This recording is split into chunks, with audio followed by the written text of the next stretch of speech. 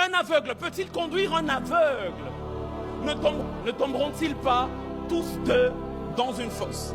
Ici, les deux sont dans un même état, mais ne sont pas dans une même position. Il dit un aveugle peut-il conduire un aveugle? L'état, c'est qu'ils sont tous deux aveugles. Mais ils ne sont pas dans une même position parce qu'il y a un qui conduit l'autre. C'est-à-dire, malgré qu'ils soient tous aveugles, il y a un qui est leader et un autre qui est suiveur. Je vais le dire dans le terme de notre conférence, malgré qu'ils soient tous deux aveugles, il y a un qui est père, un autre est fils. Et quand le père est aveugle, il conduit le fils dans un trou. J'aimerais parler à un père et lui dire, un père ne peut pas être aveugle. Un père doit savoir où il conduit son fils. Et quand je réfléchissais sur ça, j'ai retenu 3 cas de figure. 3 cas potentiels de figure en termes de cécité et de conduite.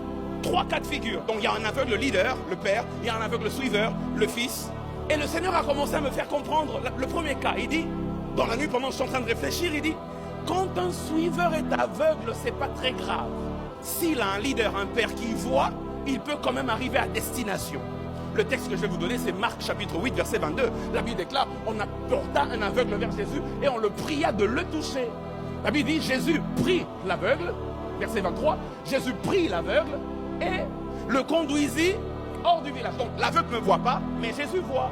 Et puisqu'il voit, il peut le conduire à destination. Quand le Père voit, le Fils n'a pas besoin de voir. Je répète, quand le Père voit, le Fils n'a pas besoin de voir. Il n'a qu'à faire confiance au Père qui voit et il arrivera à destination. Je répète, un Père ne peut pas être aveugle. Le deuxième cas de figure, Jésus en parle dans ce texte. Quand les deux sont aveugles, qu'est-ce qui se passe? Il y aura un accident de destinée. Parce que tous deux vont tomber dans un trou. Perte. Troisième cas. Et ça, c'est un cas difficile. Je préfère que le père soit voyant, que le fils soit aveugle.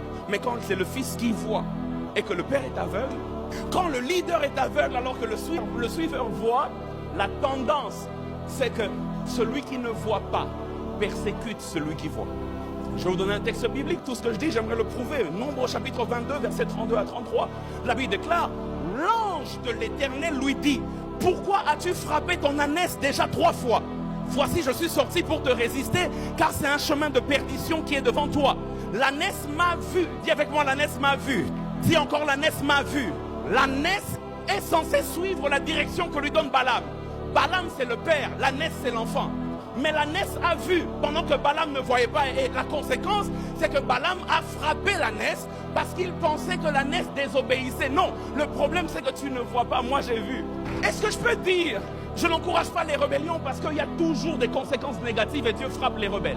Mais est-ce que je peux dire que certains coups que reçoivent certains enfants, c'est pas par rébellion, mais c'est parce que le père ne voit pas ce que le fils voit.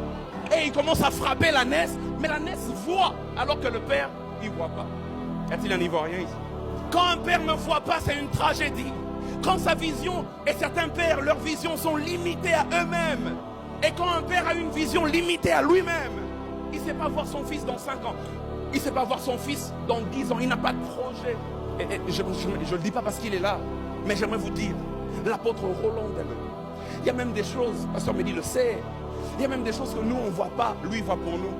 Et puis il va te dire, fais ceci, fais cela, et tu avances. C'est-à-dire que le père, pendant que la brebis dort, il va trouver les pâturages.